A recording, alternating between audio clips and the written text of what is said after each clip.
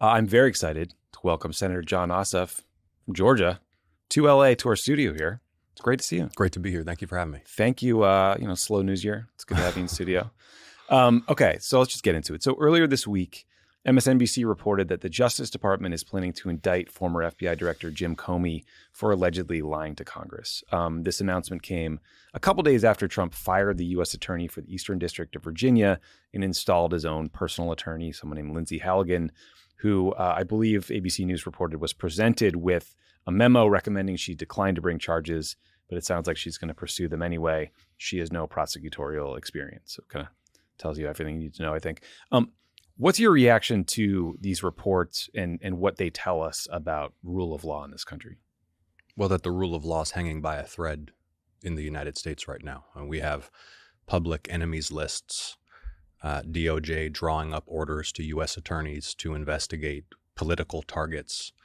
Makes me think of, there's an expression I think attributed like a Stalinist official in the USSR, which was something like, bring me the man and I'll find you the crime. Right, yeah. It is such a perversion of justice. And it's also just another piece of proof that the thing about Trump is that every accusation that he makes is actually like a deep confession of his true intent. And he is weaponizing the Department of Justice and the entire federal government as a political instrument.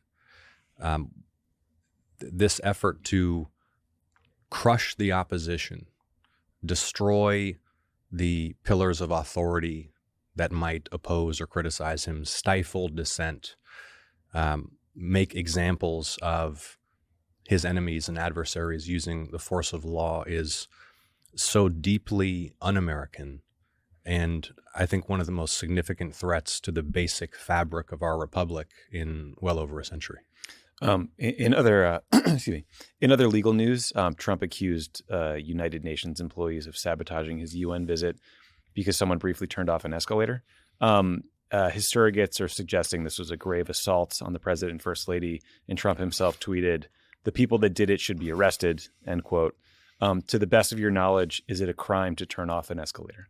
It's like, I'm sure that all the folks in Georgia who are, losing access to labor and delivery services, or maybe to an ICU because of these Medicaid cuts, or whose groceries have gone up 8% in a year, will be relieved that the president's investigating escalator failures in New York City. Would you consider passing a law to make escalator sabotage a felony?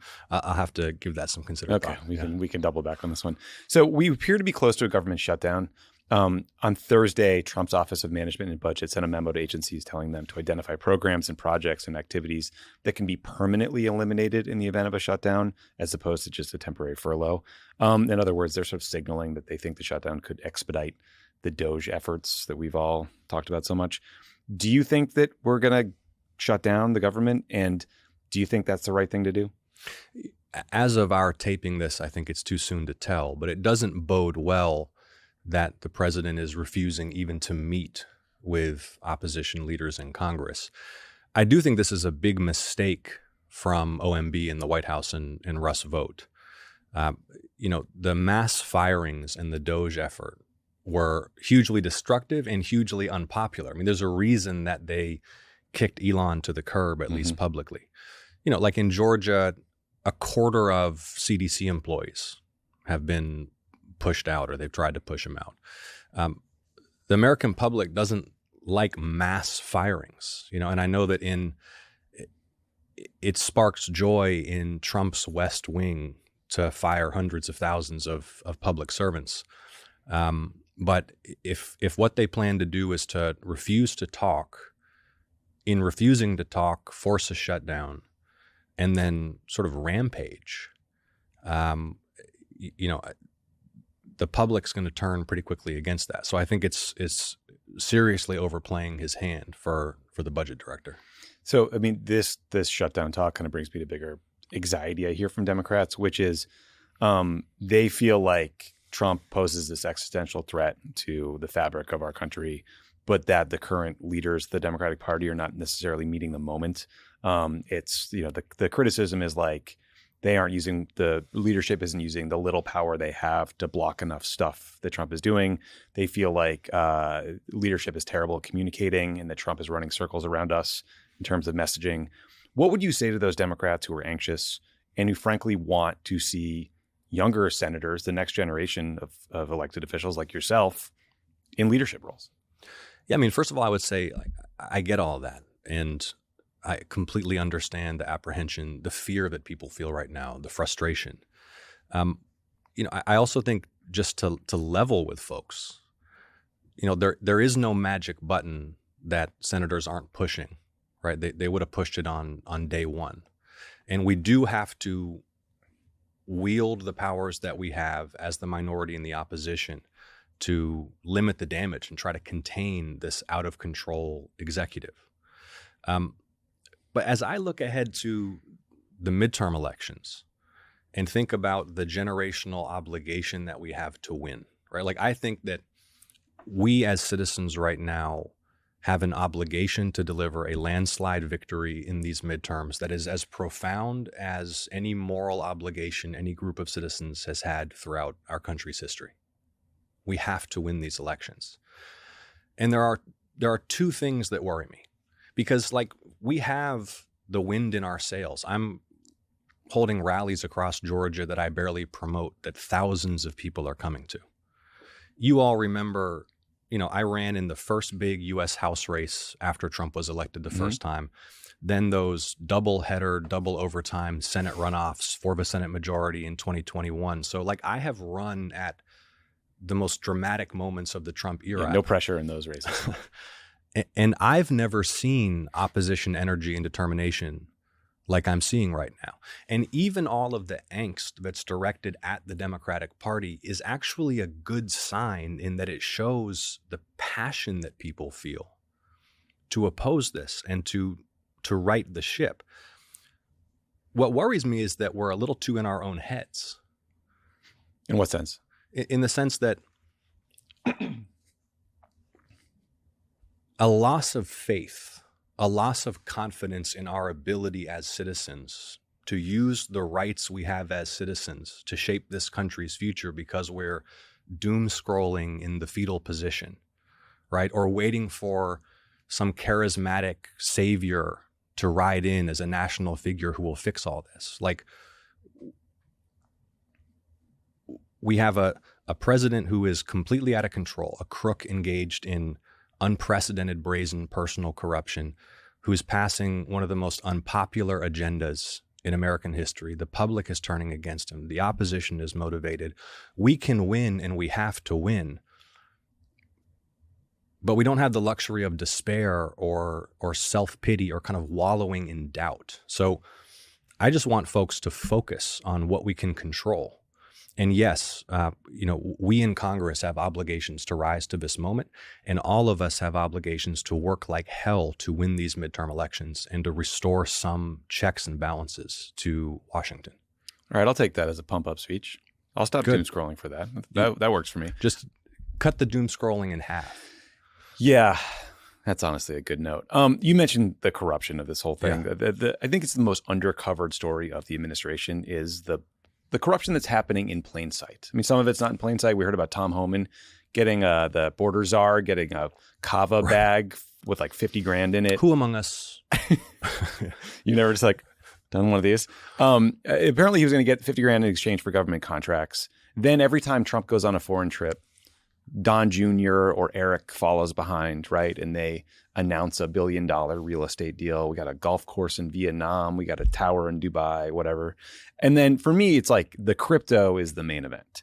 There was this big New York Times story the other day that alleged basically a quid pro quo between the Trump organization, the Trump family, and the United Arab Emirates, in which this Emirati-linked investment company put $2 billion into Trump's crypto company. And then shortly after, the administration agreed to sell the Emiratis very advanced AI chips, a huge national security consideration was at play.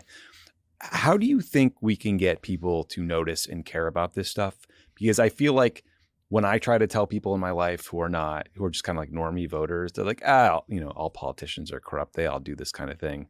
They throw some Hunter Biden line at me.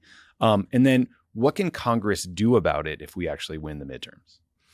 So a few thoughts on the corruption. First of all, I think we have to absolutely hammer away at it and make sure that the public sees it and understands it, because it is like the most shocking, brazen, and overt abuse of power in presidential history by degrees of magnitude. We're talking about billions of dollars, a lot of it through cryptocurrency vehicles directly to the first family.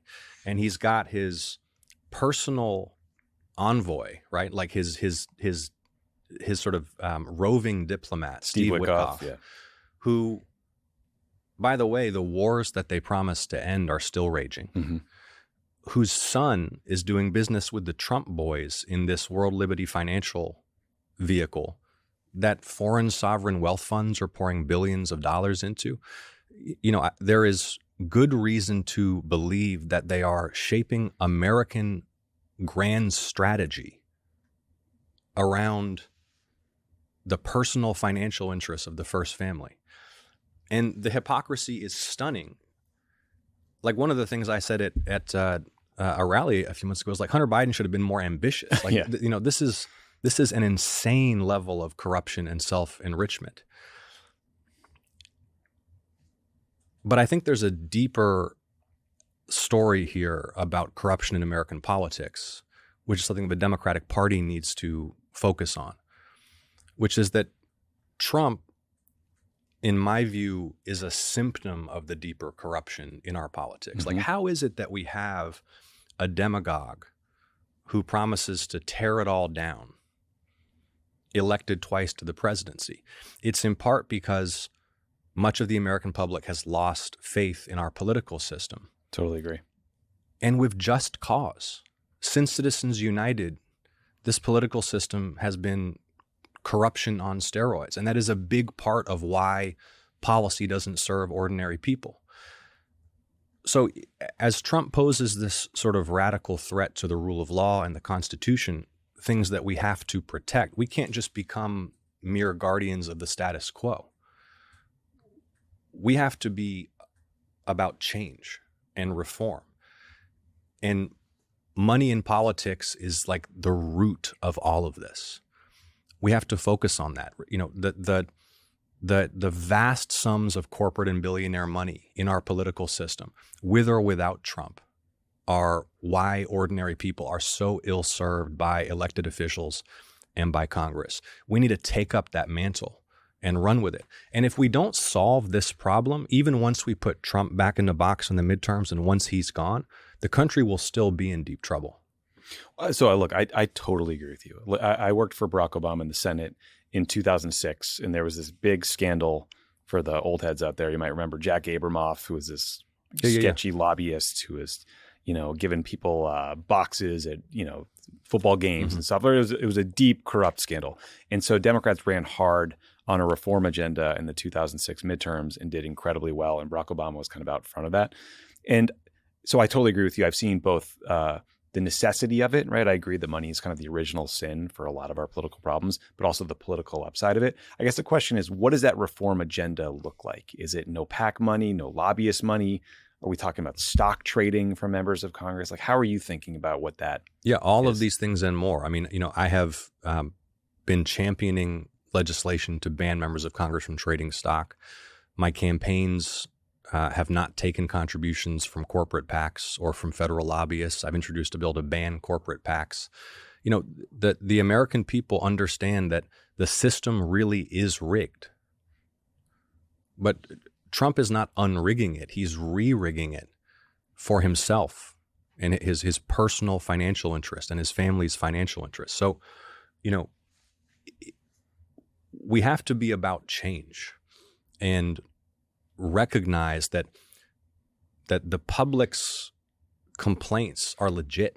This isn't working for people, and we have better solutions. And it's so hard, right? Because some of this is like it feels like a financial arms race. You know, like we need to make sure we're raising as much as they are. Now, every candidate has a super PAC. We're spending billions in presidential elections. And I think there's a concern. I mean, you see it with redistricting too, right? Like Trump's doing this mid-year redistricting in Texas. So Democrats are fighting fire with fire in California. I think that's the right thing to do, but I do worry it kind of muddies up our efforts at being the reform party. Yeah, I hear that concern. I mean, I think that what we have to acknowledge is that the corruption is bipartisan, right? The whole Congress is captured by big money. And people want to hear that we recognize that because it's true, right? And so and obvious. And obvious. And, you know, like you take something like taxes on the ultra rich. It's almost like an 80-20 issue in public opinion, right? But everyone knows that the reason that it never happens is because of the financial power and therefore the political power of super wealthy people, regardless of who's in charge. Right. So, you know, we have to focus on, not exclusively, but we have to make sure people are aware that Donald Trump, his administration, are engaged in some of the most brazen and overt corruption. It's happening like in the world right now, right? I mean, they're operating like some of the most shameless foreign leaders who mix state business with family wealth and personal business. But we also have to get at the underlying corruption in American politics. Yeah, it's like autocrats and their princelings and their oligarchs. It's just a mess. Switching gears a little bit, I just want to talk about freedom of speech in this country at this moment. Listeners have probably followed the saga of Jimmy Kimmel. Kimmel was pulled off the air after he made a joke about Trump's reaction to the assassination of Charlie Kirk. Then earlier this week, Kimmel was put back on the air. That enraged Trump. Trump called the show an illegal campaign contribution and suggested he'd once again be suing ABC, noting, quote, "Last time I went after them, they gave me $16 million. This one sounds even more lucrative," end quote. How concerned are you, or at all, about the FCC's actions in this case? And then just sort of like the totality of the threats to free speech we've seen since January of this year. Yeah, we should all be extremely concerned by this. I mean, you got the president standing on Air Force One threatening to take news broadcasters off the air because he thinks their coverage is too negative, right? This is North Korea. I mean, it is so beyond the pale. And, you know, before I was a candidate for any office, I ran a business that produced investigative journalism for international news media. We held power to account. We exposed war crimes, human rights abuses, undercover investigations of official corruption. Once you chill and stifle and destroy the free press, you know, that is how authoritarianism really entrenches. And I think that their agenda is very clear and extremely dangerous. And actually, you know, I got to give at least, like, I know the bar is very low, but there were a couple of Republican elected officials who spoke out on it. For sure. We have to reach out to folks on the other side and try to make sure this does not become a partisan issue. And again, the public is with us, right? I mean, getting back to reasons for us to feel optimistic about our prospects to win next year, just like the country is against defunding hospitals and nursing homes to cut taxes for the rich, the American people are against official censorship. And this is a deep betrayal of some of what they proclaimed to their followers animated their campaign, right? Yep. The sort of railing against the excesses of cancel culture. And you've seen among some of their supporters that they're shaken by this betrayal of those supposed principles. Yeah, I agree. And also, look, I think people also have to understand the context of that kind of a threat to free speech or news gathering or investigative journalism like you are working on. When that's coming from the U.S. government, that is terrifying, because it's also, there's like spyware for hire everywhere these days. There's groups like the NSO group that are buying this, you know, hacking software like Pegasus. Yeah, I just opened a contract with them. Did they really, with the NSO group? Yeah. Oh, that's great. I think it's the successor. It's like Paragon, I think it's called. Oh, yes. Oh, good. Yeah. So, I mean, I'm just saying that these journalists are under threat from every direction, financially, from rogue states, from spyware for hire, and now from the FCC. It's like, it's pretty scary stuff. Well, I think the other piece of this that it's like more complicated, but potentially equally dangerous, is the use of official power to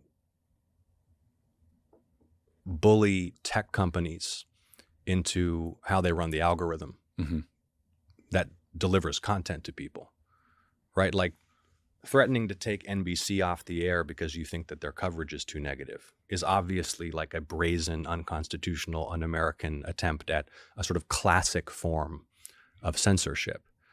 But, you know, if they go to Meta, or they go to Musk, or this group of allies who may now be running TikTok, and they say, turn the dial. Yeah. You know, that is a more subtle, but in this world that we're living in, potentially more powerful way for them to control the information that gets to the public. Yeah, it's insidious. You know, you mentioned some of the Republicans saying the right thing about free speech. Someone like Ted Cruz, for example, came out and said the FCC chairman was acting like a mob boss out of Goodfellas, and like good for Ted Cruz for saying that. I think if he were sitting at this table, and we were kind of, you know, pointing the finger at him and what the FCC was doing, he would respond along the lines that you just did. Well, during the Biden administration, the White House was going to tech companies and telling them to censor speech around COVID or, you know, social issues, et cetera.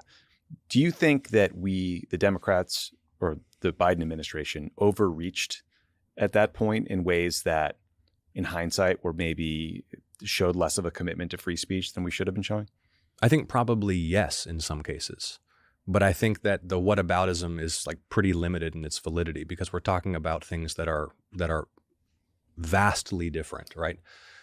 And I think federal courts rebuked the Biden administration for some of the way that the tech companies were being talked to about information about public health that was coming out during the COVID pandemic, right? And that was probably overreach. But it's nothing like the president saying, I'm going to take broadcasters off the air because their coverage is too negative.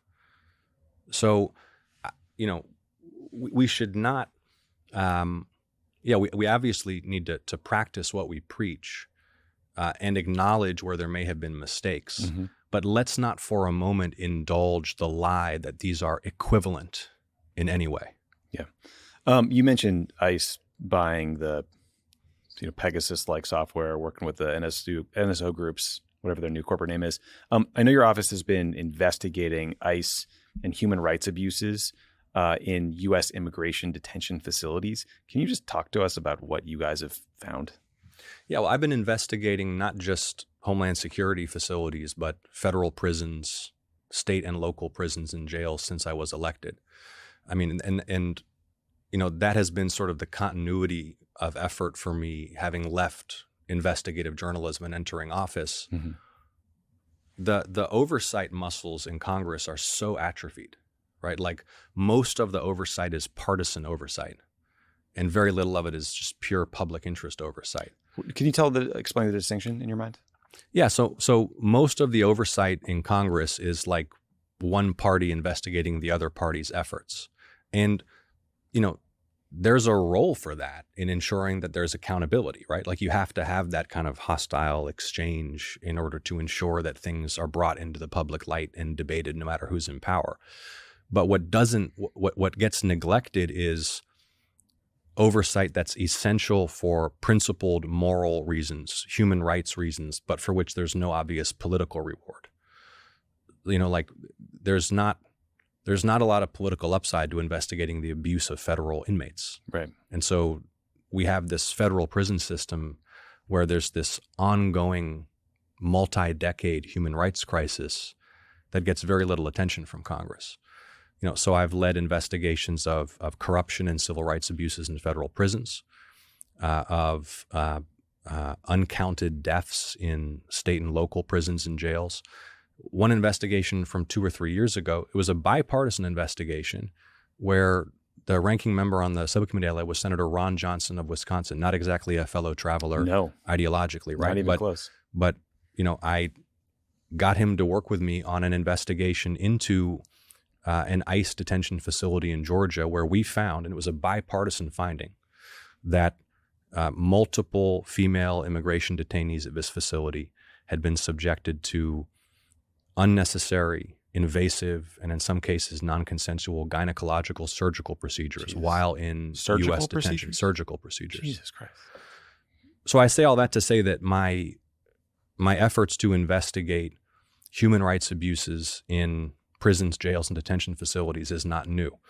This year, I opened a new inquiry anticipating that there would be an even higher level of brutality by this administration in these facilities. And what we had found through July was more than 500 credible reports of human rights abuses in DHS detention facilities, including of pregnant women, children, some of whom are U.S. citizens. And the last thing I'll just say about this, because I think it just speaks to like the character of this administration, is I released that report. Within like 90 minutes, the administration just issued a blanket denial and basically said everything is fine in all of our facilities and this is all lies. I read their response. Yeah. It literally didn't seem to engage on the substance of any of the specifics in your report. No, I mean, it's just deny. They do not care. And it really saddens me to say it, but I think that there are some folks in this administration and at this White House who relish the brutality of the system they're creating. Yeah, clearly they do. I'm going to jump around a little bit because we're getting to the end. So, speaking of gross human rights violations, a few minutes ago, right before we started recording, Trump told reporters, quote, "I will not allow Israel to annex the West Bank. Nope, I won't allow it. It's not going to happen." And then speaking about the war, he said, "There's been enough. It's time to stop now." Do you believe him? Do you see any evidence that the administration is exerting pressure on the Israeli government either to stop the war in Gaza or prevent annexation in the West Bank? No, there is to date zero pressure. And the reality is that the slow motion annexation of the West Bank has been the Likud and Netanyahu policy ongoing now for many, many years. I mean, it is like a work in progress. Mm-hmm. So, I suppose that is a welcome statement, but I am pretty skeptical that it'll be met with any kind of policy. One thing I do want to say about mm-hmm. this while we're on the subject, and since we've been talking about the role of the press, is, international media have been launching yet another push to call for access for journalists to Gaza. And I just want to lend my voice and support to that effort. I've seen personally through the work that I've helped lead and produce how essential it is to have independent journalism in places where there's armed conflict, to hold warring parties to account where there are serious human rights abuses. And the continued exclusion of journalists from Gaza is completely unacceptable. And I want to state unequivocally my support for that call and once again call on the Israeli government to permit journalists to access that area. It really is amazing. It's been nearly 2 years of no press access. I mean, there's some incredibly brave Palestinian journalists on the ground providing vital reporting, video evidence, and doing so at great risk to themselves. I mean, hundreds of journalists in Gaza have been killed throughout the conflict by Palestinian airstrikes or God knows what else. But yeah, I think it's a really important and not widely understood fact, frankly, about the war. Yeah. Former Vice President Kamala Harris, she got a book out. You may have heard it's ruffling some feathers in the Democratic Party. One piece in particular, she wrote that Joe Biden's decision to run for re-election was reckless. Do you agree with that characterization?